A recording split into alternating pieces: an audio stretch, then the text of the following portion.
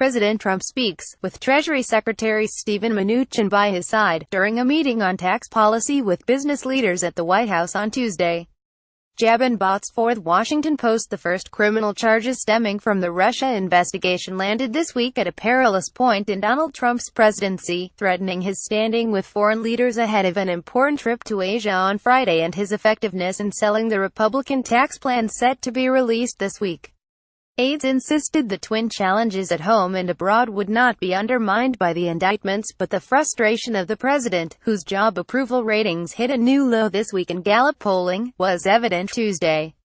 He started the day with a spate of tweets in which he lashed out at the media and crooked Dems and urged a focus instead on the massive tax cuts he has promised to deliver by Christmas. In a bid to show he remains focused on the tasks at hand, Trump later in the day allowed reporters to witness the start of a White House meeting with business leaders at which he boasted that the December signing of the yet-unveiled GOP tax bill would be the biggest tax event in the history of our country. But special counsel Robert S. Mueller's probe loomed large. At the meeting, Trump ignored reporters' shouted questions related to the charges unveiled Monday against three campaign officials, including former campaign chairman Paul Manafort and a foreign policy advisor, George Papadopoulos, whom Trump derided on Twitter as a young, low-level volunteer and a liar. Foreign policy analysts said Trump's political crisis could distract from or complicate his message on a high-stakes 12-day trip to 5 Asian nations aimed at building regional support for his bid to pressure North Korea over its nuclear weapons and ballistic missile programs.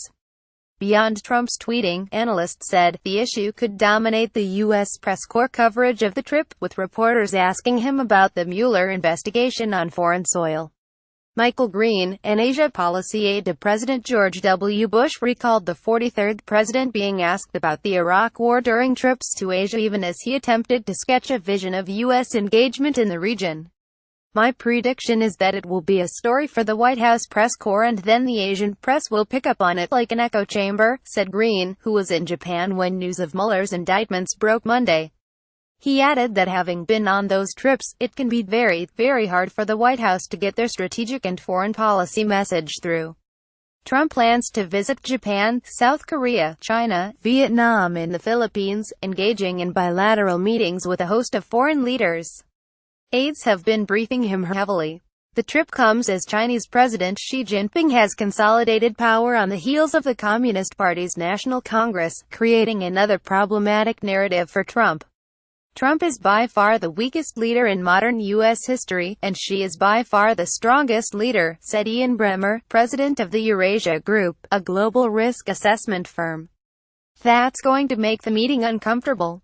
Bremmer, who also was in Japan last week at a security conference, said Japanese officials are concerned that Trump could be motivated to take a more provocative stance on North Korea or on U.S. trade relations with South Korea and China to distract from his domestic problems. Unlike past U.S. leaders who have tried to stay on message in Asia while dealing with distractions at home, Trump always wants to create a distraction, Bremmer said. To what extent will he play hardball with the Chinese or North Koreans or on trade and, most importantly, will he decide to really fulminate against the North Koreans? It is dangerous, the combination of all that. Bonnie Glaser, a China expert at the Center for Strategic and International Studies, was in Beijing last week. The Chinese are worried that his domestic problems will cause Trump to do something internationally that will bolster his domestic position and distract people from his problems at home, she said. The biggest worry is an attack on North Korea, Glaser said. Those who think he is not bluffing, they think this is something they should be worried about. In interviews, several prominent Republicans argued that the tax bill will rise or fall based on factors unrelated to Trump's level of distraction.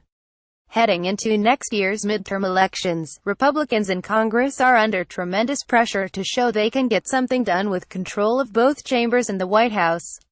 This bill was never going to pass because Donald Trump went up to the Hill and negotiated it, said Barry Bennett, a GOP consultant who advised Trump during last year's general election. It's going to pass because Republicans have to pass it. They're not really counting on much leadership from the president.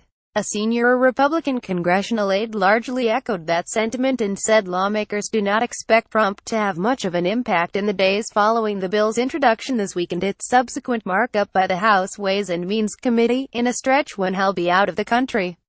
"It's kind of an inside-the-cone process," said the aide, who requested anonymity to speak more candidly.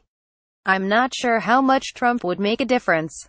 But the aide said there will be points later in the process that could benefit from presidential leadership, including help selling the legislation to the public before the House votes and navigating differences that emerge after the Senate passes a bill." The aide also said lawmakers have become accustomed to having to navigate distractions created by the White House. "When this year have we not had some big story about Russia or something else supposedly looming over us?" the aide said. "This is kind of the new normal."